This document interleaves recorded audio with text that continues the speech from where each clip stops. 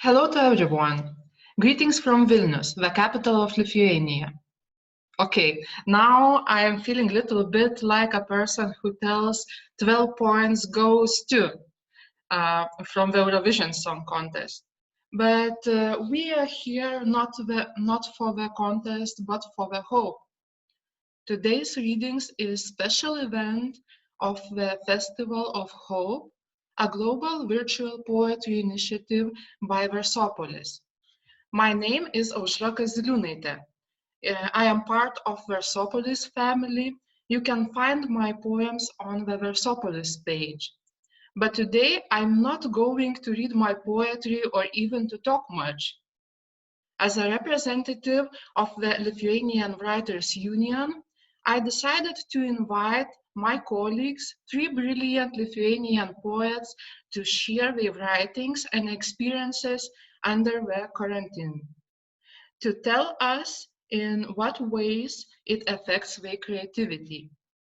This event, as part of the Lithuanian Writers Union discussion project, is funded by the Lithuanian Council for Culture and pre-recorded especially for the Festival of Hope. So, let me introduce you the editor-in-chief of Culture magazine Šiaurės Atėnai, award-winning poet, literature critic Giedrė Kazlauskaitė. You can find her poems on Versopolis platform as well. Hello, Giedrė. Hello.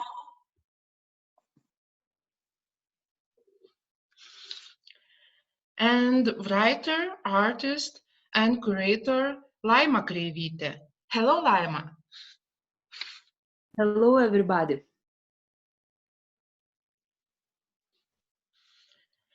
And artist, writer, and cultural commentator Paulina Pukytė. Hello, Paulina. Hello, hi. It's a real pleasure to have you here. So, for the beginning, Paulina, could you tell us more about the title of this conversation? The title is Waiting for What There Is of Poetry.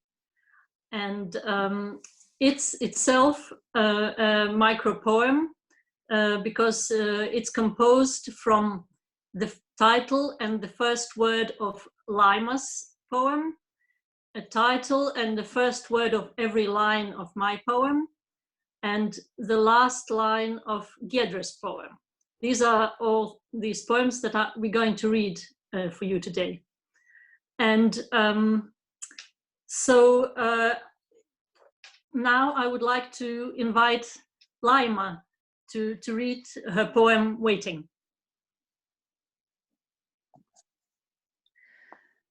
I wrote this poem inspired by a feminist performer, Faith Wilding, who did this amazing performance, Waiting, in 1972 in Chicago Women's House. And it was a performance devoted to a woman's life told through waiting. Each line started from waiting, and all her life was told from birth to death through waiting.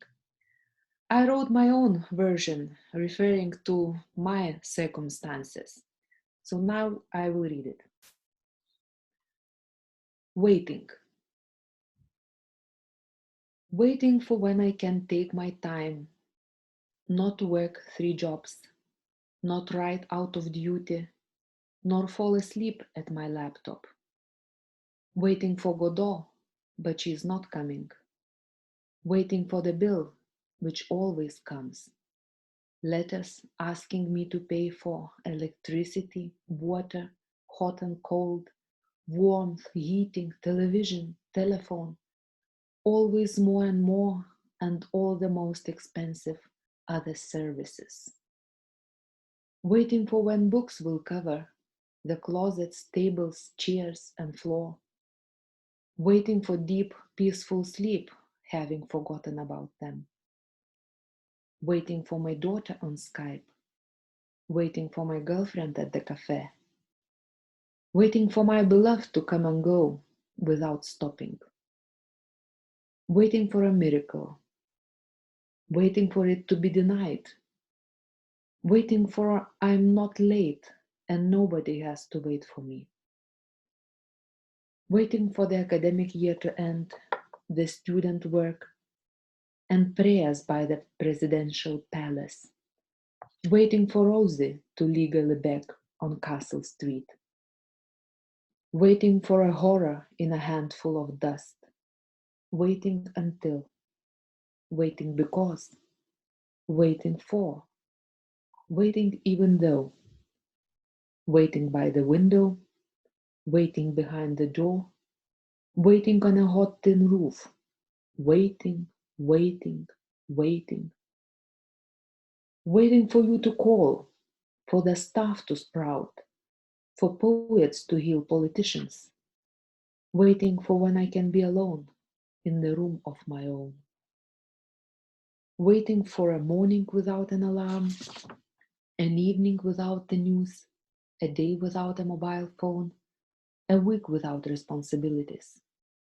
waiting for books to read me, for I have no time to read them, waiting for you to give a sign in the sky, on Facebook, or through the window, waiting for someone to tell me what I am waiting for.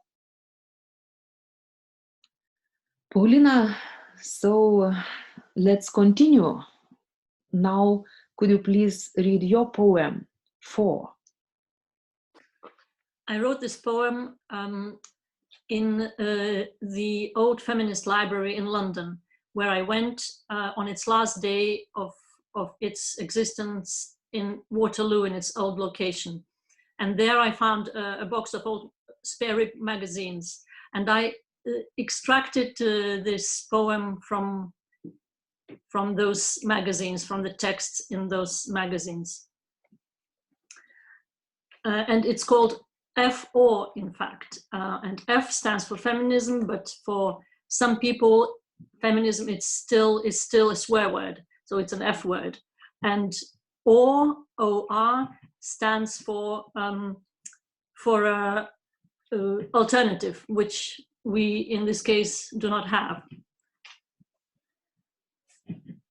For women, for the myth, for instance, for men, for children, for further, for freedom, for others, for equality, for justice, for archdeacon, for another, for use, for example, for social, for right wing, for short stories, for issuing, for stocktaking, for me, for power, for Christmas, for £10, for anyone, for lesbians, for not having, for example, for them, for details, for allowing, for those, for the purposes, for Jamaican, for the last 500 years, for women, for the murder, for national liberation, for two, for a religion, for the depths, for myself, for the elusive answer,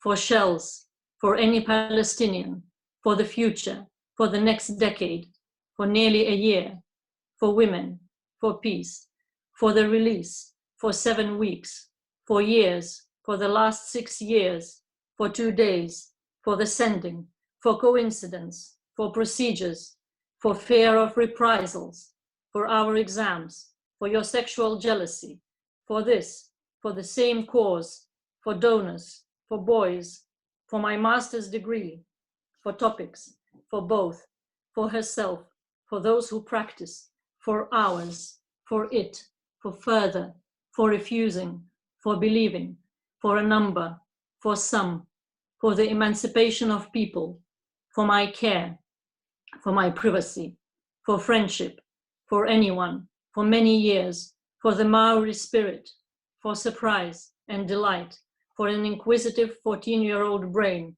for the person, for writing, for the world, for the future, for readability, for more, for mothers, for themselves, for ourselves, for hire, for day to day, for herself and her family, for a food shelter, for arts, for Black women, for over 2 years, for your sugar, for the political crisis, for someone, for the better, for the directorate, for the next half hour, for someone who sees, for feminists, for special types, for Black dancers, for a needle, for 7, for miles, for language, for victims, for immigrants, for them, for us, for you. This is for you.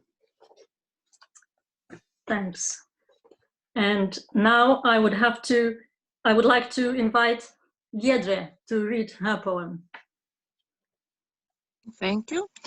And I'll read a poem which I wrote long years ago, I think 14 years. It's a love poem and I have written it to my girlfriend. So I'll read it, and the interpreter to English is Rimas Užgiris. Arranging the shelf, I happened to notice that your books became friendly with mine. I didn't think that was possible. But you didn't know you would have to give up your interests, your camera, your nutritional habits, salt and potatoes, sugar and coffee, becoming something like a woman, and that will amaze those who knew you before. A lark from an owl, you will convert to another faith. Poetry is what you want to whisper as you drone, a dream written out during an exam for which you haven't studied. You've lost so many manuscripts and books you haven't understood despite having read them 2 or 3 times. You used to cry, talk to doctors. You cuddle with me, hoping to get sick with my soul. Poems which I lost, books which I so frightfully didn't understand, suddenly bloomed within me at once, swarming, pitiless, making my whole body shake with convulsions. I need to eat and drink, if only someone would pity me. You were my confessional, my shelf for a worn-out book. You were pages for my letters, ink for my pen. What wares of poetry? And I have a question for you, Paulina. I understand you as conceptual poet. I think you're writing conceptual poems, and do you agree with that fact? And my question is, now is the time of quarantine, of self-isolation, and don't you have a new concept? Don't you feel a temptation to invite a new concept, a new idea or dystopia or something like that? Because it should be quite creative time for you. Yes, thank you for that question. Yes, I agree with that. And I do start writing with a concept often, but it's mostly to look for a form, to look for a technique, for a method. And I believe that this question that you asked hovers above artists and poets at this time very often. You know, what do we do in this time of limitation, and how do we have to deal with it with our work, and should poetry act somehow in a different way now? Should it be different? But if so, then when this is over, what's going to happen to it then? Is it going to become normal again? And but I believe that poetry should never be normal. So I don't know if it should be different now. I discovered about 10 years ago that certain formal constraints deployed in writing give me incredible freedom, creative freedom to write. And I was in a situation where I had to write a poem in English, which is not my native tongue. And up until then, it would have been a hindrance for me. It would have been a constraint and a problem, a limitation. But I decided to employ another limitation on top of this limitation. So I decided to limit myself in a different way deliberately. And that deliberate limitation then, it negated the limitation that it was not my choice. So basically it made it irrelevant, the first limitation, the limitation of the language, and or even turned it into an advantage. And later I started using this constraint when writing in my own native Lithuanian language. And I mainly use someone else's words when I write my poems, and sometimes prose and sometimes something which is in between. I use appropriation and citation, but I would call it more like a limited appropriation or cropped citation. But for me, perhaps differently from other conceptual, many other conceptual poets, for me, to convey a meaning is still important, and it's still important to bring up emotion. But probably the most important thing for me is intertextuality of my poems, and also the context in which they are written. And I've been asking myself whether the reader should know that how my poems have been composed and where from the words have been extracted, and or at least that they are not my words. And it's a difficult question, but in many instances I think they should, because it's the way for me to expand the meaning by minimizing the amount of words. And the singular words, I often use singular words or maybe just two-word phrases as a building blocks. But those words, they are not innocent. They have been around, they have been elsewhere, and they bring that experience from other texts to my text and the meanings. And they might be banal themselves, and they know it, those words, but they functioned very well in other texts. And I think there's still the shadows of those other words, the neighboring words, are still on their shoulders. And I would like to now read another poem, or rather three short poems, which are homage to Jonas Mekas. And these poems are extracted from his book, I Had Nowhere to Go. And I think it's also important to say that I wrote this quite soon after his death, and for an exhibition that was held last year, exhibition of Jonas Mekas' works. And also I think it's probably quite important that the reading of this poem happened in a location near the river, in a kind of foresty area near the river. And somehow all these parts come together, I think. So I'll just read the poems now. Everybody tries to fake. You are awake, waiting for the end. They no longer have any fear, the pine trees. Whether you listen or not, the audience cries. Whether you answer or not, one of them comes, and you hiccup on purpose into the unknown. I am looking at them, who merely live on both sides, maybe drunk. I watch them. The river is there. I laugh. This is it. Sometimes you come very close. The smell of wet moss, they have retained. Where I end, I make a circle. I'm amazed. I spend language and images. Scattered lies, incredible beauty.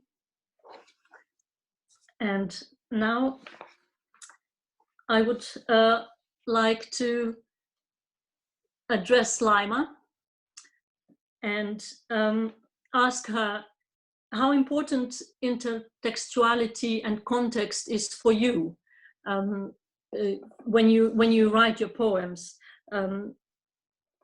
The context in which they are written, how important is the situation, maybe political situation or historical facts, for example, in your poems.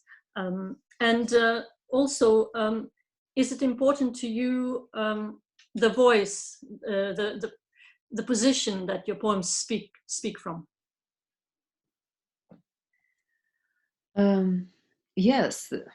To answer in one word, it's yes. It's very important, both the context, intertextuality, and the voice who is speaking. As Adrian Rich said, that like you can speak only from your position, and like she used to say that I'm speaking, that was her like voice. I'm speaking from the position of white, Jewish, lesbian, woman, and so on. So basically, we cannot speak for all the people. I speak from my experience. And of course, I want my experience to be translated to other people. You should not be exactly as I am, to share my values and point of view and to be a feminist. No, it's not necessary. But at the same time, I don't want to pretend that those things do not exist. So when I write poem, I write it, of course, usually from like my position. I am who speaks. But also sometimes I'm trying to get in under the skin of other person and really understand how that person thinks. So sometimes I use first person, but actually I'm talking about the experience of another person. So I'm sort of translating it into myself. And speaking about the context, it is very important. When I write poems which has sometimes some political meaning, I usually research a lot. It's not that I just like, you write love poetry when you are inspired or when you are in grief, when you are trying to remember something or just to understand what's happening. But when you write poetry which is related to historical events or something political, what's happening, so you don't just like look for inspiration. You really look for sources, you really look for facts. And so I wrote a poem about a dog, Laika, the famous Laika who was sent to space by the Soviets. So in order to write that poem, I actually read a book about Soviet dogs in space. It was not that I just like wrote a short transcript of the book, but what was important that only bitches were considered for this space flight because they fit better to that cosmic suit, and because of their habits not to carry out the leg and so on. So it's like very funny things. And also like such thing that, for example, why this dog was sent with such urgency? Just because Russians were celebrating like the anniversary of the revolution. And it was like, okay, they just send satellite and in a month there is this anniversary. What should we do? Somebody proposed, let's have this broadcast of international. But then Khrushchev said, why? We're not sending organ into space. So basically, that's why this was such a huge rush, and that's why they sent the dog. And because they had this, like Pavlov experimented with dogs with this, so they have this experience. So I wrote this poem thinking really about the situation of the dogs and what happened in the end. So I would like to read it now. A bitch in outer space. Engendered by the revolution and sacrificed for its anniversary. The date has to be marked magnificently. A cosmic broadcast of the International did not seem sufficient. We'll send a dog into heavens. We'll combine man's and Earth's satellites into a cosmic union. Sputnik's radio signal replaced by the beating of a heart. Heard for the first time by the whole world, the second by Soviet equipment. The common dog had to be white, to be better visible in the cosmic darkness. Curly was renamed Barker. But Laika, cosmic whale, wasn't heard for long. She overheated and died within a few hours, baked by the engines and the radiation. For 7 days, TASS reported good health, then oxygen ran out. A space coffin circling Earth 2,570 times. Death as an Imperial satellite's technical glitch. For some reason, they call Laika a hero. Every bitch is a big man. One of about a dozen, she beat Moof, legs too short, and Albina, who was supposed to fly, but Laika looked better in photos and on TV. Only bitches were in the running. Being less encumbered, they could just squat. Try explaining that to guys in trolleybuses. The chosen one was prepared for travel by Dr. Ada Kotovskaya, a secret feline revenge. The road to the cosmos is paved by bitches' bones. The Americans chose the animals based on similarities. For the Russians, the dog had to have heart.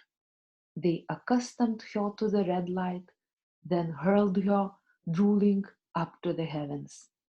It was not Bulgakov's, but Pavlov's dog that set the stage for Laika flight. The four-legged cosmonaut, a pioneer of human progress, an unburied victim of science, Laika the stray was turned into postage stamps, souvenirs, and even cigarettes. Every citizen could smoke the loneliest dog in the world each time anew in the name of the revolution. So, in the name of the revolution and this very special time we're living in, I would like to ask Giedrė, what urges you to write poems? Is it more difficult now under those restrained circumstances, the quarantine and this, than it was just like in simply capitalism, which was also precarious? So how do you write and what inspires you? Thank you for the question. I was always thinking that capitalism is evil, and we should fight it.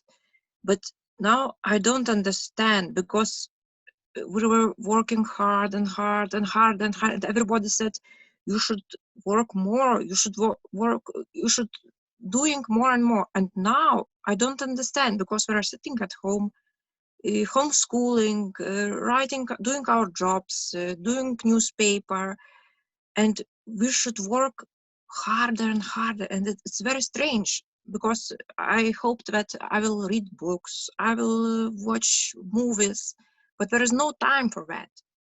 And everybody says, could you make a text, for example, radio essay, because all people are sitting at home and we need to listen something, and that's strange.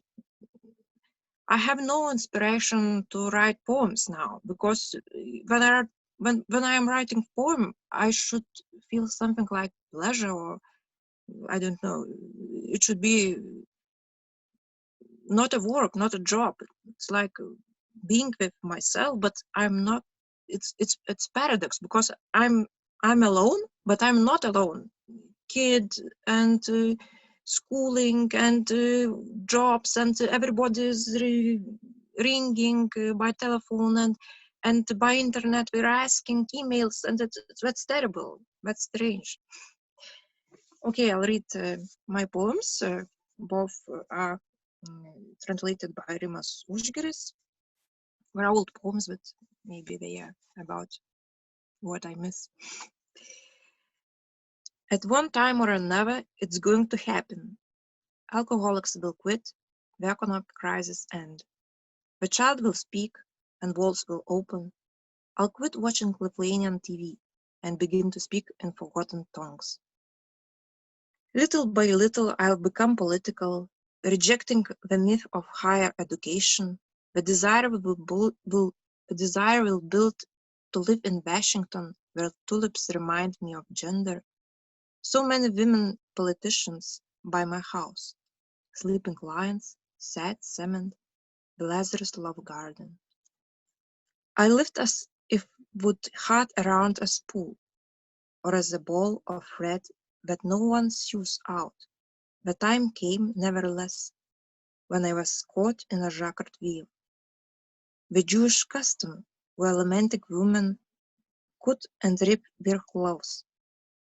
I proclaimed the mourning of my birthplace and shredded swaddling cloths with vengeance. It's quite simple, like weaning a child of diapers. I crawl from my dream, naked and without shame. And another one, the army that I must muster. 1, 2, I moan along each stitch in a low voice. My fingers hurt. 1, 2, persistent, I murmur with teeth clenched, as if each stitched hurt. As if I were knitting shreds of nettle for 12 brothers. And now the lilies bloom at night. Birches have not yet gone extinct. The clover still turns brown. Dew has not yet become only water. But that was already written. This is how women worked before me. In memory of them, I patiently twine my thread. I tried to knit the colored threads into a scarf, for I've never done this before. I knit and can't believe my eyes. A real miracle of handiwork, a body, and that means the same as a poem.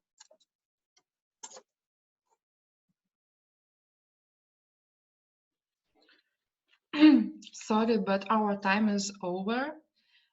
Thank you all for sharing your thoughts and poems.